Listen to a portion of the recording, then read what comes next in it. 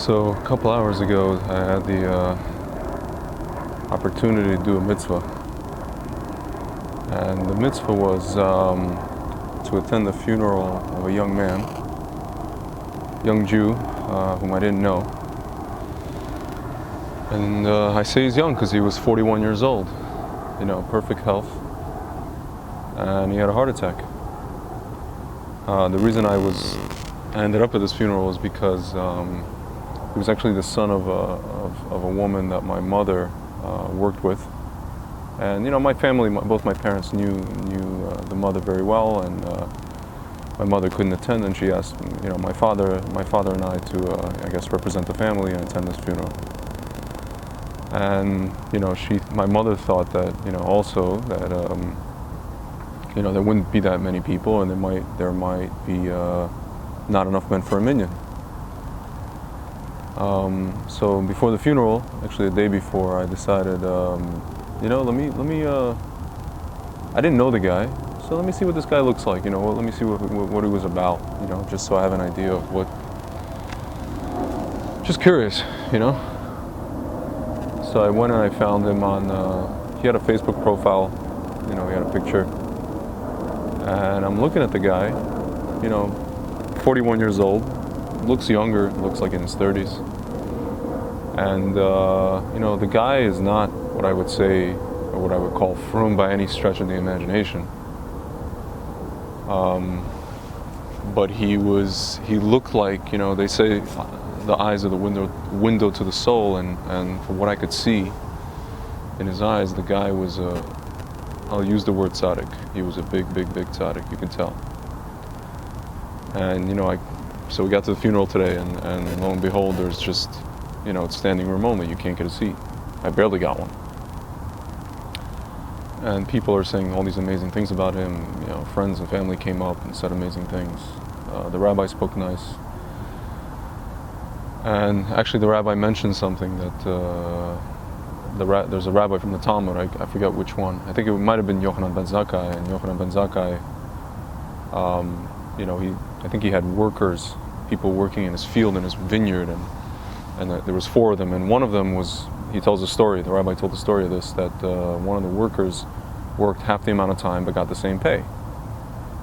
And, or was it, I can't remember if it was he worked the same amount of time and got double the pay as the 3 other guys, or he worked half the time and got the same pay. Either way, the workers complained to the rabbi, and the rabbi said, listen, this guy does more work in half the time than you guys did in full time. And the rabbi meant to say that this guy, he was here for 41 years on this earth. But he accomplished many things, and he made a lot of people made a lot of people happy, and he made his family happy, his friends happy, left lasting memories, and that's what he was about. So I think before and after this funeral led me to think, not all Jews on this planet obviously are what we call frum Jews, or not everybody keeps mitzvot. I'm thinking to myself, like, how many quote-unquote mitzvot did this guy do in his life in terms of, like, Torah mitzvahs, Did he put on tefillin every day? Probably not. Did he keep Shabbos? Not as far as I know. Did he keep kosher? I don't know, maybe he did. Did he do the holidays? Maybe once in a while he kept, maybe Passover, maybe Yom Kippur. Who knows,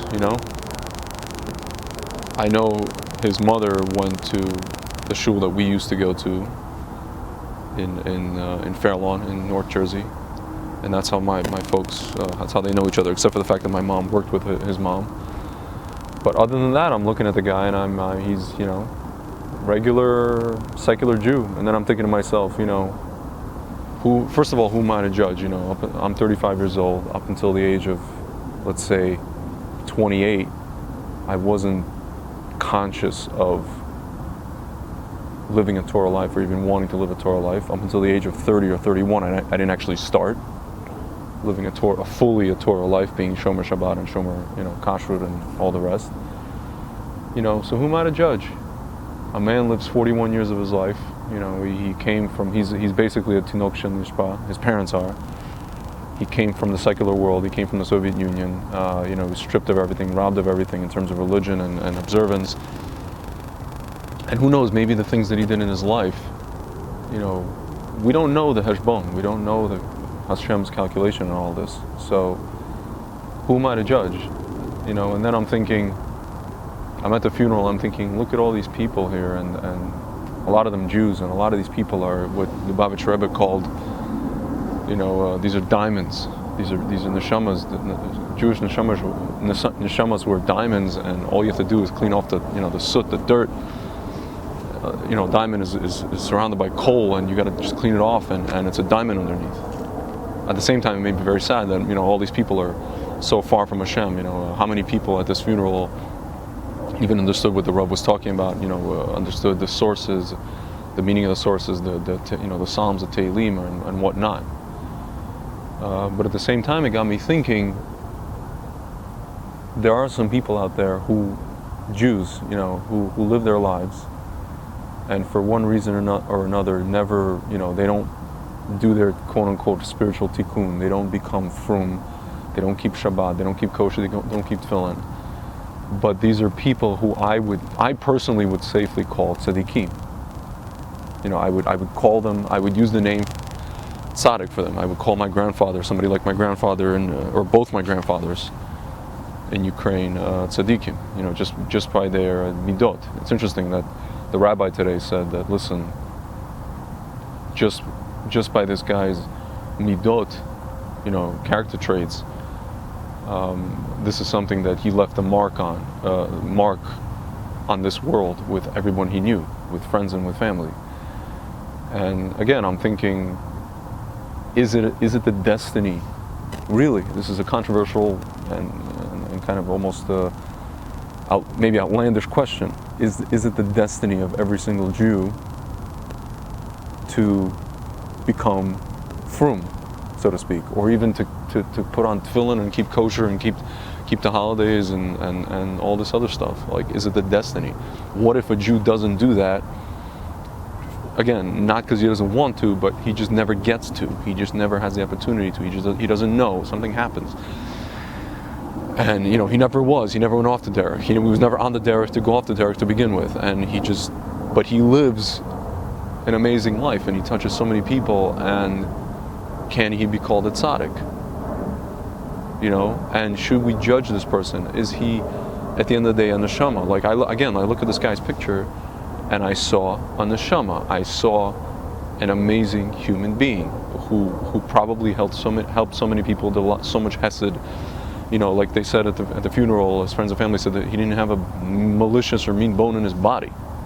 Just like my grandfather, who gave his life for everybody and was as selfless as it gets. And the only reason he never couldn't do any mitzvahs or Torah is because he lived in the Soviet Union.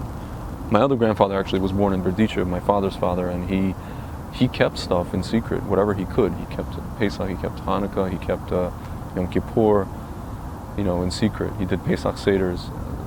These are tzaddikim, folks. So